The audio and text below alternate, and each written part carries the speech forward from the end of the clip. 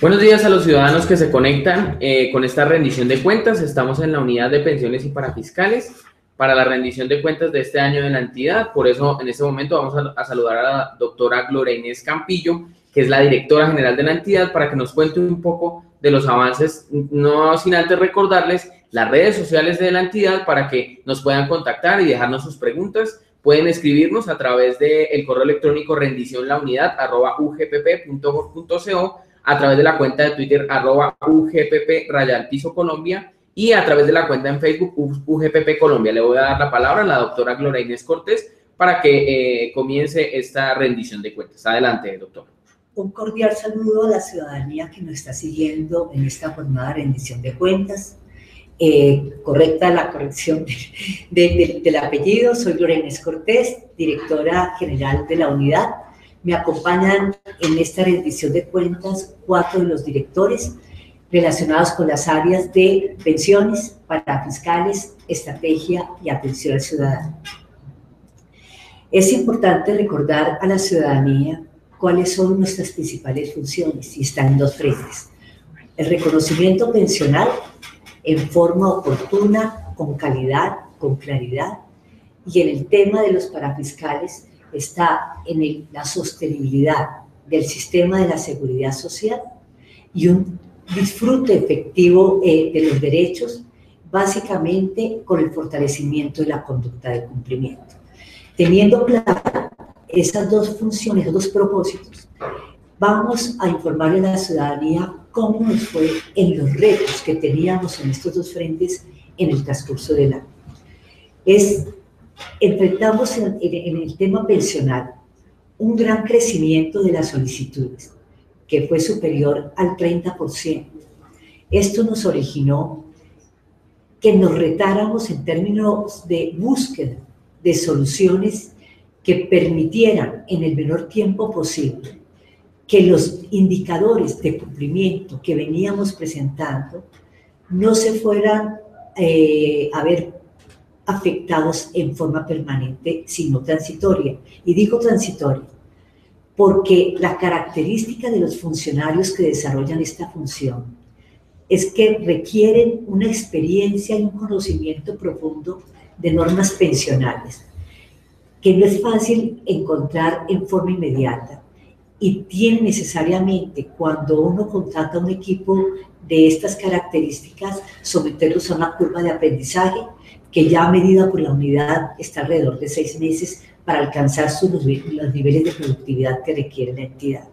Entonces, el crecimiento del 30% exorbitante nos originó un deterioro transitorio de indicadores que hoy en día se encuentran superados y que esperamos que al término del año volvamos otra vez a retomar la ruta que veníamos desarrollando a lo largo del 2014. Doctora Luz Adriana, en este frente de pensiones, ¿cuál considera usted que son los factores que incidieron en este gran crecimiento de las solicitudes? Muy buenos días para todos. Este crecimiento de las solicitudes lo causaron prácticamente 2 factores. Uno, una resolución de la Fiscalía que nos obligó a revisar más de 4.400 pensiones de Colpuertos, y un hallazgo que realizó la entidad respecto a algunas certificaciones que no fueron expedidas por la Gobernación de Cundinamarca y que incluían un sobresueldo del 20%, con las cuales la entidad reliquidó aproximadamente 2.300 solicitudes de pensión gracia. Es importante recalcar que aun cuando esto nos da cerca de 6.000, 7.000 solicitudes frente a un total de crecimiento de 18.000, estas solicitudes requieren un doble trámite. Uno, el relacionado con la Gobernación de Cundinamarca, un trámite de revocatoria directa que tenía recurso y que la mayoría de los maestros afectados con esta situación interpusieron el recurso. Y otra que, ante la decisión de la Fiscalía de no acreditar unos pagos relacionados con remuneraciones laborales y de que debían ser, no debían ser consideradas en la determinación de la obligación pensional, nuevamente origina el trámite inicial y trámites posteriores con la interposición de los respectivos recursos.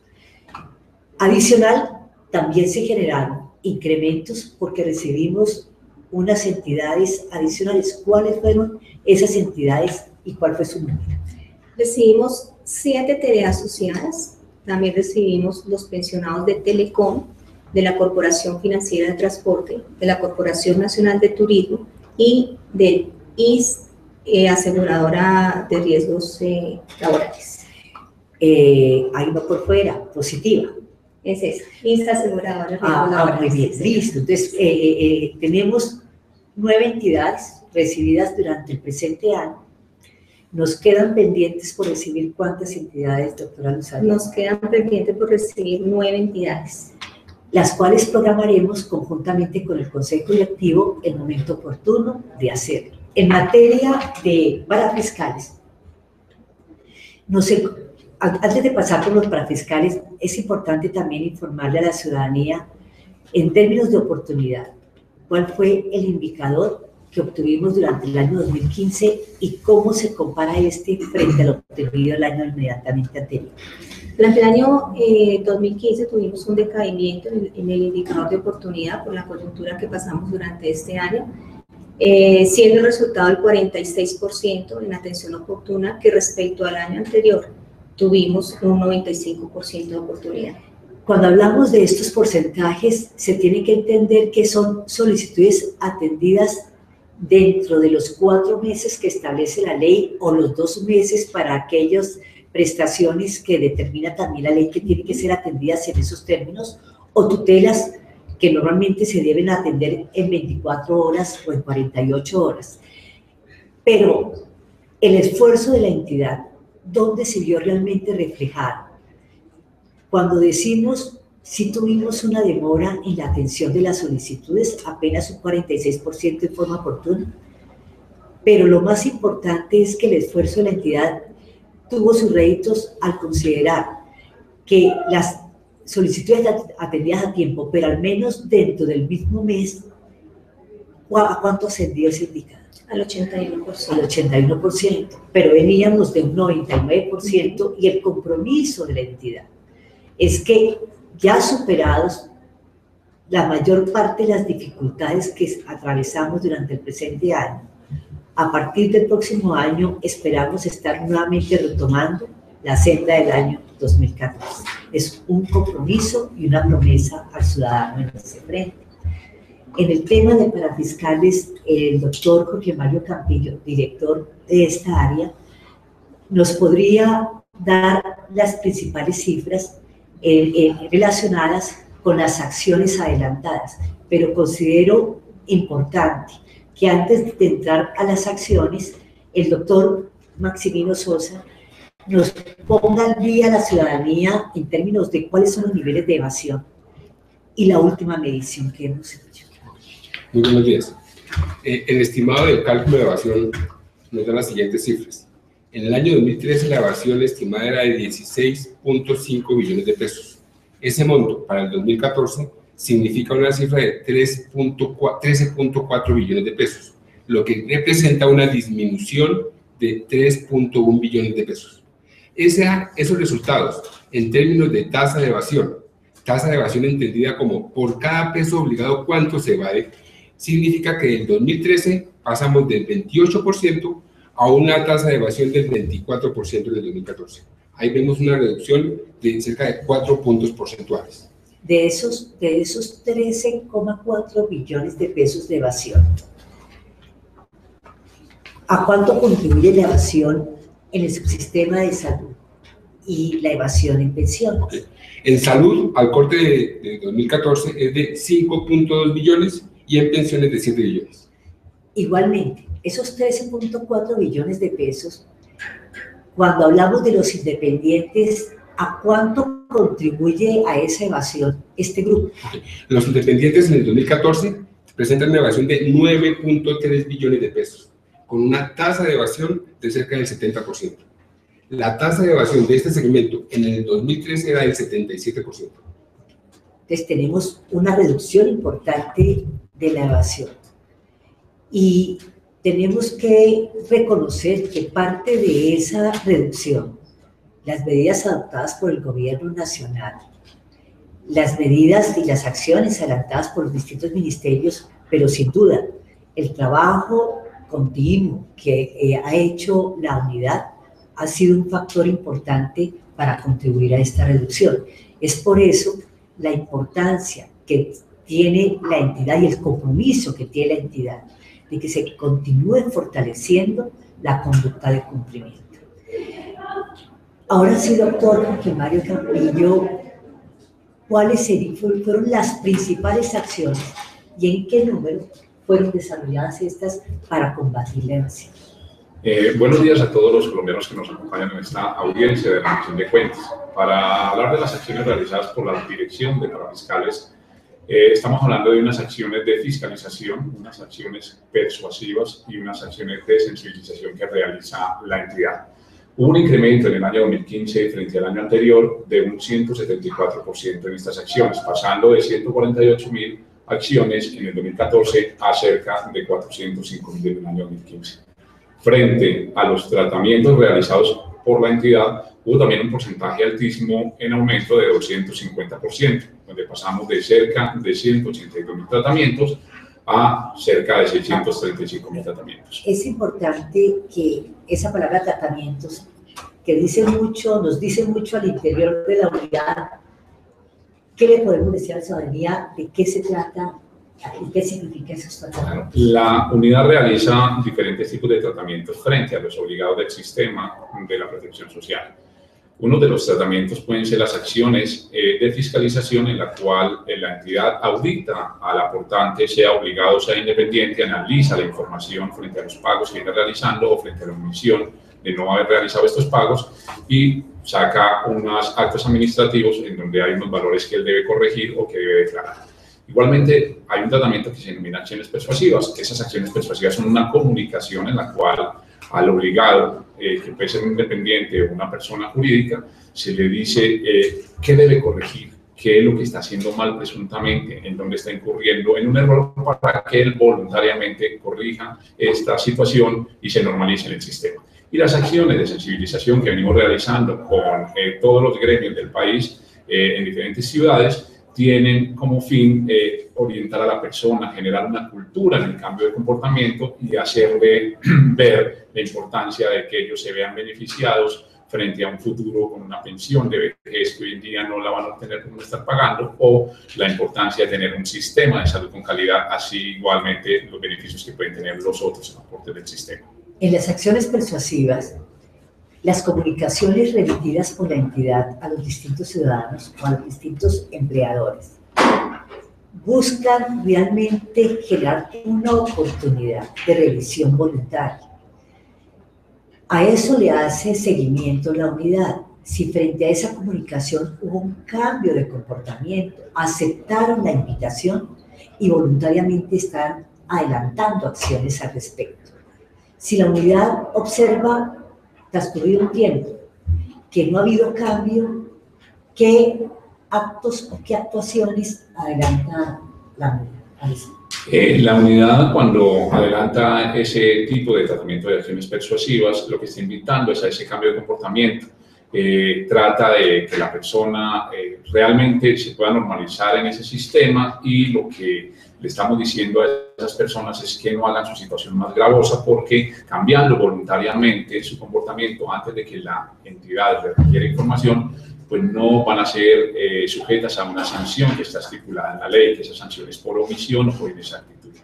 Igualmente, ellos cambiando ese comportamiento, pues van a evitar que nosotros vamos a hacer unas acciones de fiscalización en la cual coactivamente van a tener que corregir los periodos anteriores. Lo que estamos invitando también es a que revisen esos periodos antes de que nosotros adelantemos esas acciones coactivas y los corrijan en forma voluntaria. Yo quisiera llamar la atención a la ciudadanía. Han recibido comunicaciones nuestras invitando a que se formalice.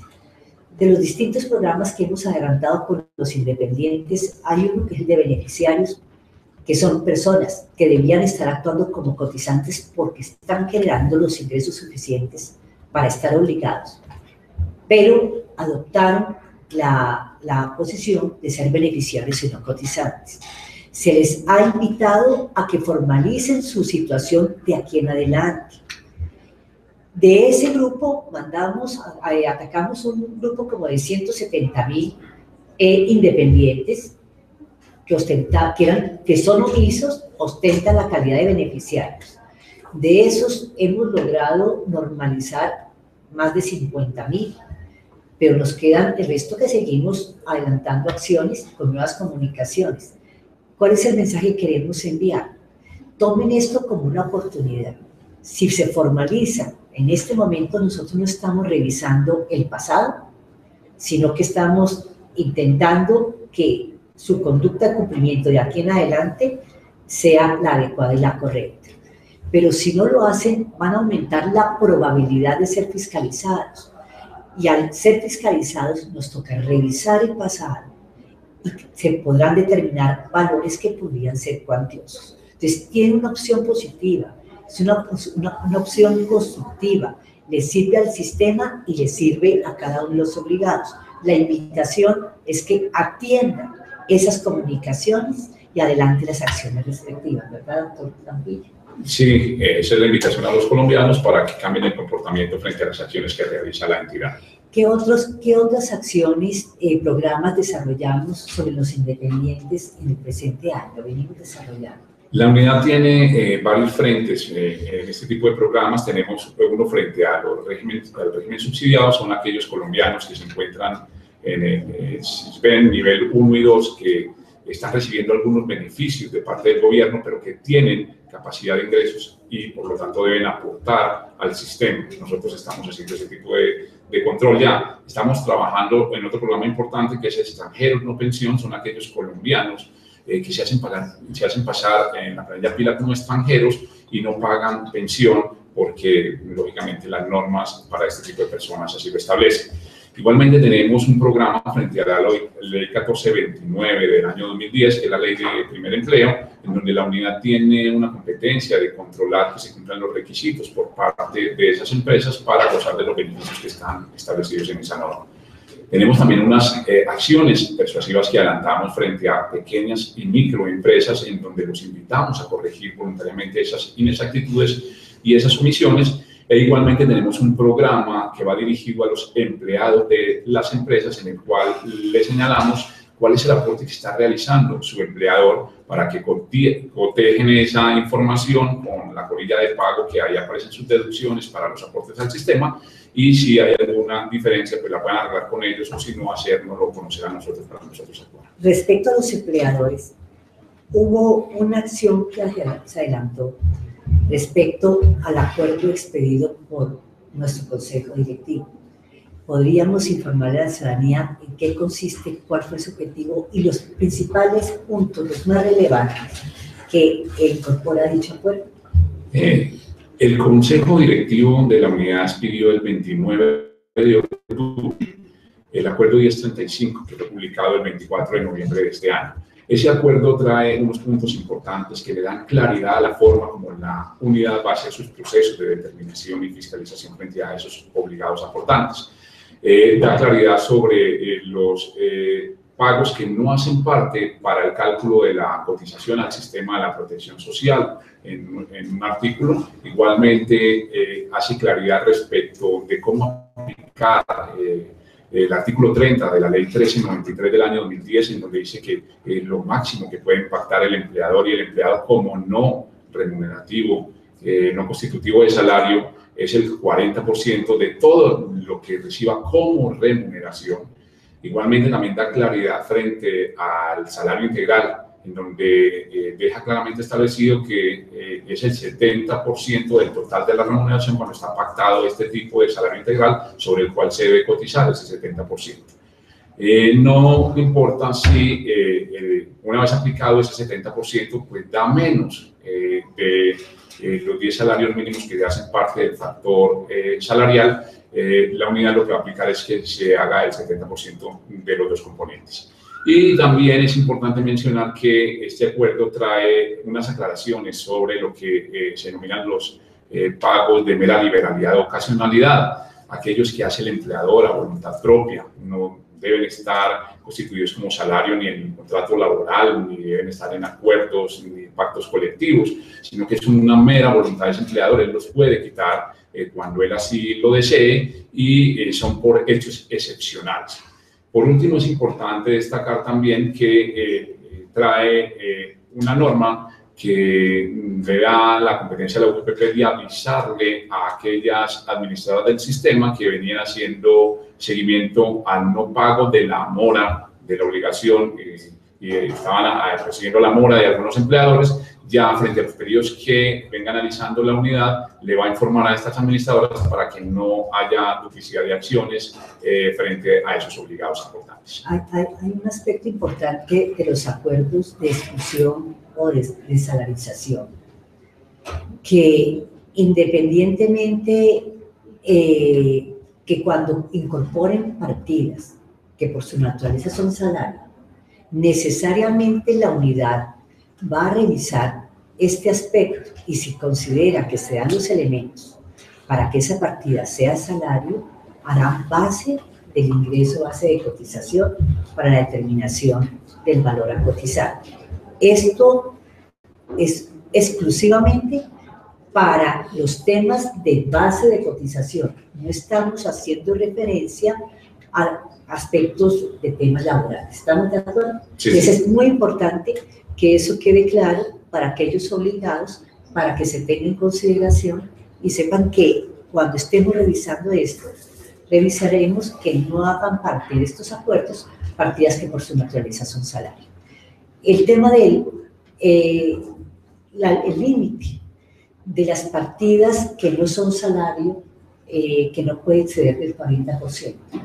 También es importante recordar que todo lo que se ha mencionado en el acuerdo que no son salarios, todos se toman como base para determinar que no exceda el 40% del total de la remuneración, sea que cual sea el concepto de remuneración, prestación, para mejorar el desempeño de sus funciones, pagos que retribuyen directamente el servicio. Lo total de remuneración se entiende cualquier pago recibido por el trabajador. También es muy importante y así hacemos claridad en ese acuerdo. Yo creo que por el momento podemos dejar el tema de parafiscales en este estado con los mensajes, esperando que la ciudadanía reciba positivamente y en forma positiva los mensajes dados por la unidad. Nosotros manejamos en forma respetuosa este tema y las comunicaciones que enviamos, el tono también debe entenderse en un tono pacífico, en un tono que invita al cumplimiento, en un tono que es hagámosle bien al país cumpliendo con nuestras obligaciones y como en toda situación cuando nos damos cumplimiento hay consecuencias que no las hacemos en forma de amenaza sino de advertencia. Debemos cumplir la ley, los ciudadanos deben cumplir la ley y la invitación es a ese cumplimiento. Doctor Saúl Suárez, el director de Atención al Ciudadano, para que cerremos esta rendición de cuentas donde informemos a la ciudadanía en esa intención nuestra de mejorar la experiencia del ciudadano con la UPP, cuáles han sido los logros, los retos o aquellos aspectos que debemos mejorar para realmente atender nuestra promesa que hicimos al ciudadano al respecto. Buenos días a todos los que nos acompañan y interesados en nuestra rendición de cuentas. Bueno, como logros en este año 2015, lo que va corrido del año, y pensando siempre en la satisfacción del ciudadano, colocamos un punto de atención nuevo en la ciudad de Cali. Y colocamos herramientas también al servicio del ciudadano, como es nuestra herramienta 360, que lo que busca es identificar las veces en que el ciudadano se acerca a nuestros puntos de atención, las respuestas que le hemos dado y todo esto pues en búsqueda de dar la mejor claridad y calidad en las respuestas que le estamos dando a los ciudadanos. Ahí es importante resaltar lo siguiente, Saúl. nosotros ponemos a disposición de la ciudadanía cuáles canales, cuáles son esos canales. A disposición de la ciudadanía tenemos el canal del front, del call center, el contact center, contáctenos y chat, canales electrónicos y canales presenciales. Cuando decimos la herramienta, esta es una visión 360, es que nosotros a través de esa herramienta podemos ver el ciudadano qué canales ha utilizado, con qué frecuencia los ha utilizado, cuál ha sido la consulta que han efectuado o el trámite que han efectuado, cuáles han sido las respuestas dadas. O sea que eso le da una oportunidad al asesor de conocer qué tipo de cosas y actuar en consonancia, de qué forma. Con esta herramienta, como usted bien lo dice, obtenemos ese conocimiento del ciudadano frente a las actuaciones con la entidad. Entonces sabemos el número de veces que consulta el canal, qué respuesta le hemos dado y sobre todo la coherencia en nuestras respuestas, y también nos ayuda a identificar si hemos cometido algún error en alguna de estas respuestas y la corregimos de inmediato de cara al ciudadano. Pero también nos hemos dado cuenta con esta herramienta de algo muy importante. La ciudadanía debe conocer que hemos venido enfrentados a una restricción de recursos, porque bien saben que a eso nos hemos visto sometidas todas las entidades públicas. Debemos contribuir a hacer unos esfuerzos grandes en aras de poder superar la dificultad que tenemos desde el punto de vista fiscal, y con gusto y satisfacción estamos haciendo este esfuerzo. No queremos que por esta restricción de recursos se vea afectado el servicio al ciudadano. Y cuando analizamos la información de esta herramienta, nos hemos dado cuenta que el ciudadano está consultando con mucha frecuencia todos los canales que tenemos dispuestos para él. Y puede darse el caso que no se da cuenta que cada vez que utiliza el canal nos está costando. Entonces, la invitación que estamos haciendo es para que los dos salgamos gananciosos de esto, la unidad y el ciudadano. ¿Es cuál, doctor Santos? Bueno, la invitación que hacemos a los ciudadanos es a darle mayor uso a los canales electrónicos.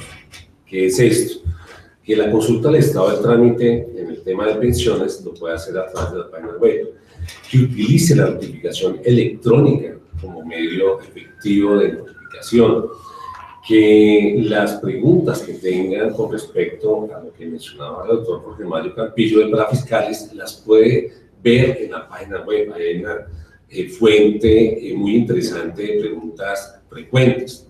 Y estamos en un piloto de C electrónica, donde a través de este medio pueden radicar la información de parafiscales y pueden también radicar las peticiones hechas por los ciudadanos.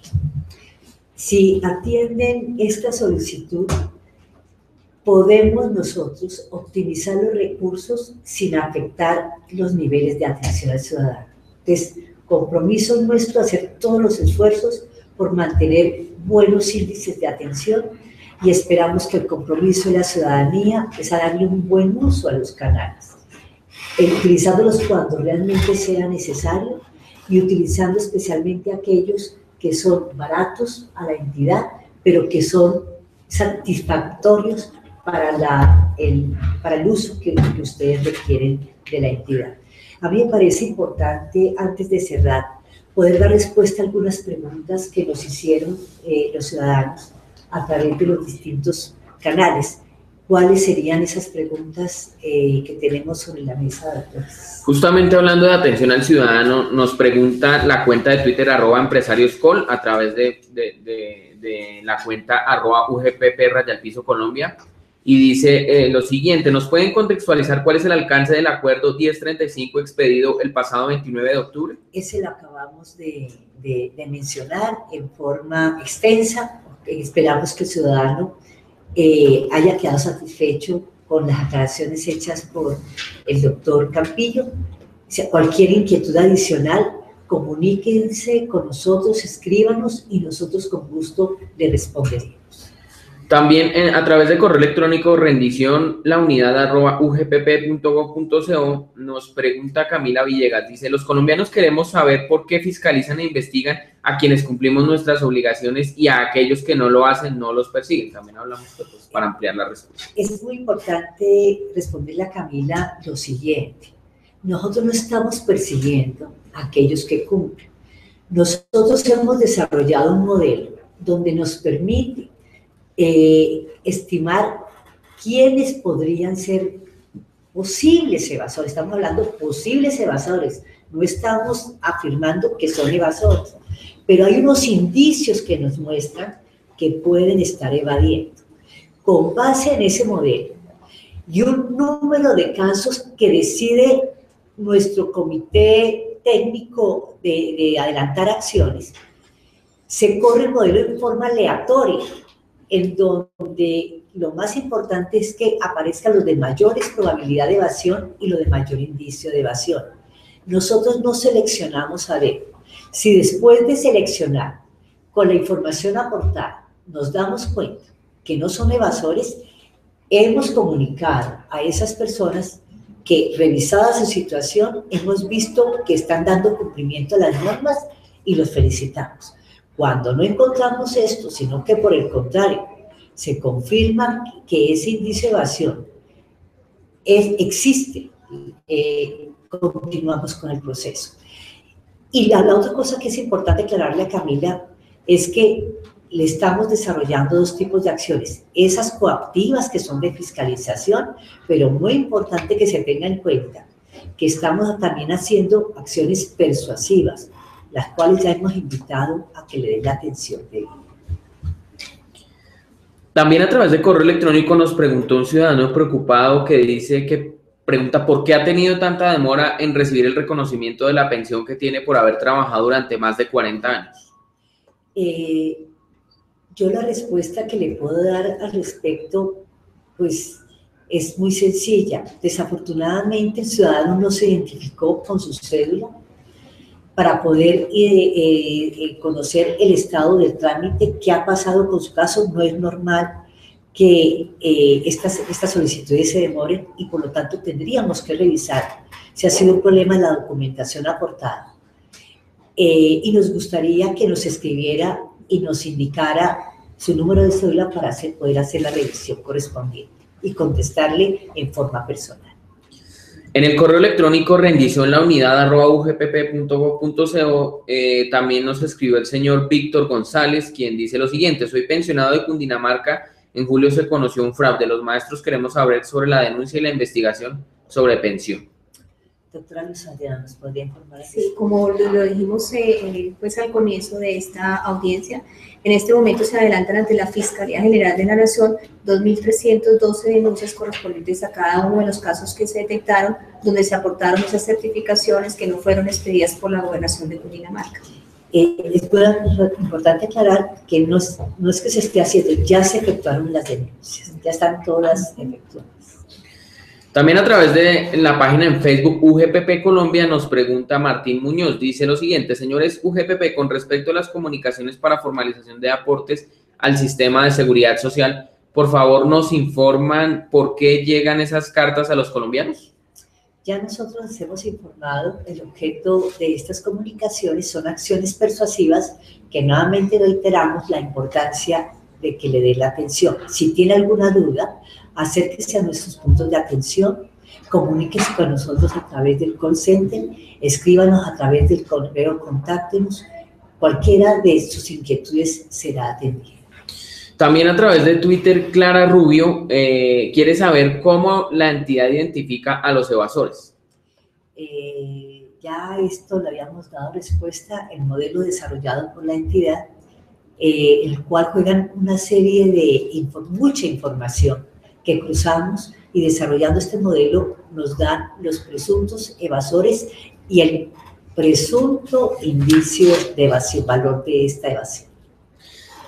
Le damos las gracias a la doctora Gloria Inés Cortés, directora de la Unidad de Pensiones y Parafiscales, y le voy a dar justamente la palabra para que tenga la oportunidad de despedirse y hacerle una invitación final a los ciudadanos en esta rendición de cuentas de la Unidad de Pensiones y Parafiscales. El mensaje para los ciudadanos es que estamos comprometidos a que su experiencia con nosotros sea la mejor.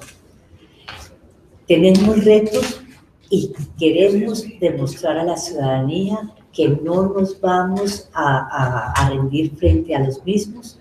Superaremos las situaciones y esperamos tener los mejores índices que realmente respondan a este compromiso que nosotros estamos teniendo con ustedes.